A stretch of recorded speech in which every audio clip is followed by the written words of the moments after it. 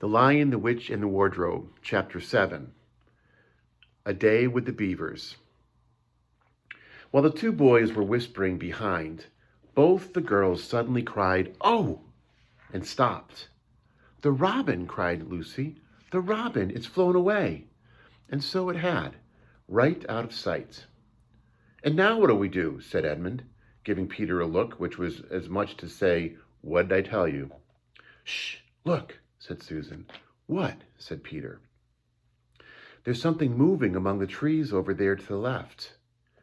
They all stared as hard as they could, and no one felt very comfortable. "There it goes again," said Susan presently. "I saw it that time too," said Peter. "It's still there. It's just gone behind a big tree." "What is it?" asked Lucy, trying very hard not to sound nervous.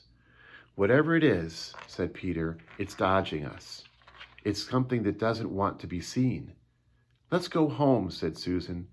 And then, though nobody had said it out loud, everyone suddenly realized the same fact that Edmund had whispered to Peter at the end of the last chapter. They were lost. "What's it like?" said Lucy. It's a kind of animal," said Susan. And then, look, quick, there it is." They all saw it this time, a whiskered, furry face, which had looked out at them from behind a tree. But this time it didn't immediately draw back. Instead, the animal put its paw against its mouth, just as humans put their fingers on their lips when they're signaling you to be quiet. Then it disappeared again. The children all stood holding their breath. A moment later, the stranger came out from behind the tree, glancing all around as if it were afraid someone was watching, said, "Hush," made signs to them to join it in the thicker bit of wood before where it was standing, and then once more disappeared. "I know what it is," said Peter. "It's a beaver. I saw the tail." "It wants us to go to it," said Susan, "and it is warning us not to make a noise." "I know," said Peter. "The question is, are we to go to it or not? What do you think, Lou?" "I think it's a nice beaver," said Lucy. "Yes, but how do we know?" said Edmund. "Shan't we have to risk it?" said Susan. "I mean, it's no good just standing here, and I feel I want some dinner." At this moment, the beaver again popped its head out from behind the tree and beckoned earnestly to them. "Come on," said Peter. "Let's give it a try. All keep close together. We ought to be a match for one beaver if it turns out to be an enemy." So the children all got close together and walked up to the tree and in behind it. And there, sure enough, they found the beaver. But it still drew back, saying to them in a hoarse, throaty whisper, "Further in, come further in, right in here. We're not safe in the open." Only when it had led them into a dark spot where 4 trees grow so close together that their boughs met, and the brown earth and pine needles could be seen underfoot because no snow had been able to fall there, did it begin to talk to them. "Are you the sons of Adam and daughters of Eve?" it said. "We're some of them," said Peter. "Shh," said the beaver. "Not so loud, please. We're not safe even here." "Why? Who are you afraid of?" said Peter. "There's no one here but ourselves." "There are the trees," said the beaver. "They're always listening. Most of them are on our side, but there are trees that would betray us to her. You know who I mean." And it nodded its head several times. "If it comes to talking about sides," said Edmund, "how do we know you're a friend?"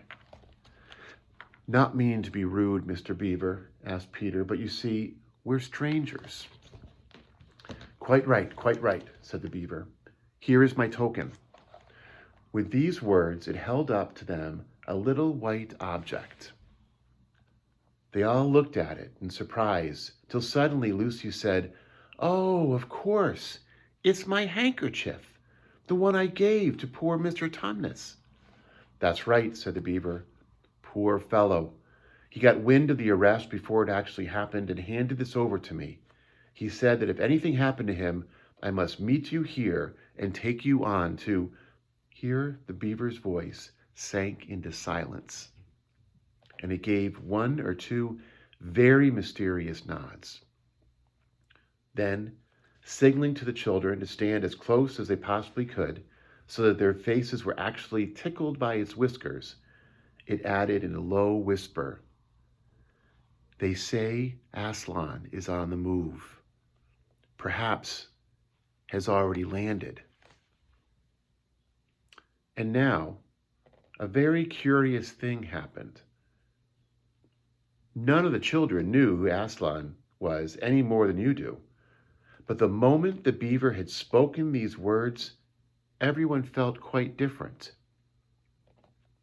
Perhaps it has sometimes happened to you in a dream that someone says something which you don't understand, but in the dream it feels as if it has some enormous meaning, either a terrifying one, which turns out the whole dream into a nightmare, or else a lovely meaning, too lovely to put into words, which makes the dream so beautiful that you remember it all your life and are always wishing you could get into that dream again. It was like that now. At the name of Aslan, each one of the children felt something jump in its inside. Edmund felt a sensation of mysterious horror. Peter felt suddenly brave and adventurous. Susan felt as if some delicious smell or some delightful strain of music had just floated by her. And Lucy got the feeling you have when you wake up in the morning and realize that it's the beginning of the holidays or the beginning of summer. "And what about Mr. Tumnus?" said Lucy. "Where is he?" "Shh," said the beaver. "Not here. I must bring you to where we can have a real talk and also dinner." No one except Edmund felt any difficulty about trusting the beaver now, and everyone, including Edmund, was very glad to hear the word dinner.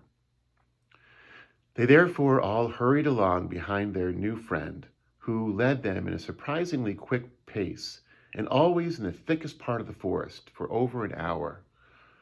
Everyone was feeling very tired and very hungry when suddenly the trees began to get thinner in front of them, and the ground to fall steeply downhill. A minute later, they came out under the open sky. The sun was still shining, and found themselves looking down on a fine sight. They were standing on the edge of a steep, narrow valley, at the bottom of which ran, at least it would have been running if it hadn't been frozen, a fairly large river. Just below them, a dam had been built across the river, and when they saw it, everyone suddenly remembered that, of course, beavers are always making dams, and felt quite sure that Mr. Beaver had made this one. They also noticed that now he had a sort of modest expression on his face, the sort of look people have when you're visiting a garden they've made or reading a story they've written. So it was only common politeness when Susan said, "What a lovely dam." And Mr. Beaver didn't say "hush" or this time, but merely a trifle, and it isn't really finished. Above the dam, there was what ought to have been a deep pool, but now, of course, a level floor of dark green ice. And below the dam, much lower down, was more ice. But instead of being smooth, this was all frozen into the foamy and wavy shapes in which water had been rushing along at the very moment when the frost came. And where the water had been trickling over and spurting through the dam, there was now a glimmering wall of icicles, as if the side of the dam had been covered all over with flowers and wreaths and festoons of the purest sugar. And out in the middle, and partly on top of the dam, was a funny little house, shaped rather like an enormous beehive, and from a hole in the roof, smoke was going up. So that when you saw it, especially if you were hungry, you at once thought of cooking and became hungrier than you were before. That was what the others chiefly noticed. But Edmund noticed something else. A little lower down the river, there was another small river which came across another small valley to join it. And looking up that valley, Edmund could see two small hills. And he was almost sure they were the two hills which the White Witch had pointed out to him when he parted from her at the lamppost that other day. And then between them, he thought, must be her palace, only a mile off or less. And he thought about Turkish delight and about being a king. And I wonder how Peter will like that, he asked himself. And horrible ideas came into his head. Here we are, said Mr. Beaver, and it looks as if Mrs. Beaver is expecting us. I'll lead the way, but be careful and don't slip. The top of the dam was wide enough to walk on, though not for humans a very nice place to walk, because it was covered with ice. And though the frozen pool was level with it on one side, there was a nasty drop on the lower level to the lower river on the other. Along this route, Mr. Beaver had led them in a single file right down to the middle where they could look a long way up the river and a long way down it. And when they had reached the middle, they were at the door of the house. Here we are, Mrs. Beaver, said Mr. Beaver. I found them. Here are the sons and daughters of Adam and Eve. And they all went in. The first thing Lucy noticed as she went in was a burring sound. And the first thing she saw was a kind-looking old she-beaver sitting in a corner with a thread in her mouth, working busily at her sewing machine. And it was from it that the sound came. She stopped her work and got up as soon as the children came in. So you've come at last, she said, holding out both of her wrinkled old paws. At last! To think that ever I should live to see this day. The potatoes are on boiling and the kettle's singing, and I dare say, Mr. Beaver, you'll get us some fish. That I will, said Mr. Beaver, and he went out of the house, Peter with him, and across the ice of the deep pool where he had made a little hole in the ice, which he kept open every day with his hatchet. They took a pail with them. Mr. Beaver sat down quietly at the edge of the hole.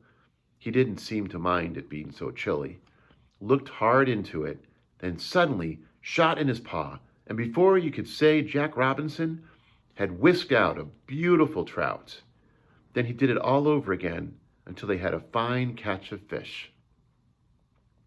Meanwhile, the girls were helping Mrs. Beaver to fill the kettle and lay the table and cut the bread and put the plates in the oven and to heat and draw a huge jug of beer for Mr. Beaver from a barrel which stood at one corner of the house, and to put on the frying pan and get it dripping hot.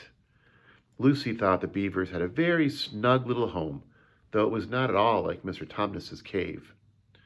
There were no books or pictures, and instead of beds, there were bunks, like on a board ship, built into the wall.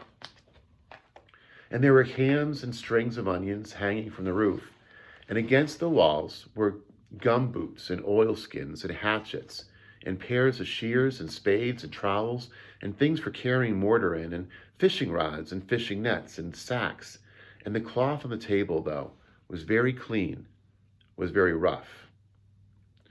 Just as the frying pan was nicely hissing, Peter and Mr. Beaver came in with the fish, which Mr. Beaver had already opened with his knife and cleaned out in the open air.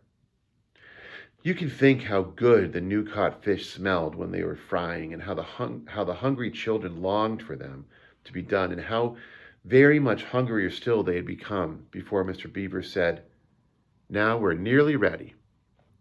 Susan drained the potatoes and put them all back in the empty pot to dry on the side of the range, while Lucy was helping Mrs. Beaver to dish up the trout, so that in very few minutes everyone was drawing up their stools. It was all three-legged stools in the Beaver's house, except for Mrs. Beaver's own special rocking chair beside the fire, and preparing to enjoy themselves. There was a jug of creamy milk for the children, Mr. Beaver stuck to beer, and a great big lump of yellow butter in the middle of the table, from which everyone took as much as he wanted to go with the potatoes. And all the children thought, and I agree with them, that there's nothing to beat good freshwater fish if you eat it when it has been alive half an hour ago and has come out of the pan half a minute ago. And when they had finished the fish, Mrs. Beaver brought unexpectedly out of the oven a great and glorious sticky marmalade roll, steaming hot. At the same time moved the kettle onto the fire, so when they had finished the marmalade roll, the tea was made and ready to be poured out. And when each person had got his or her cup of tea, each person shoved back his or her stool so as to be able to lean against the wall and gave a long sigh of contentment.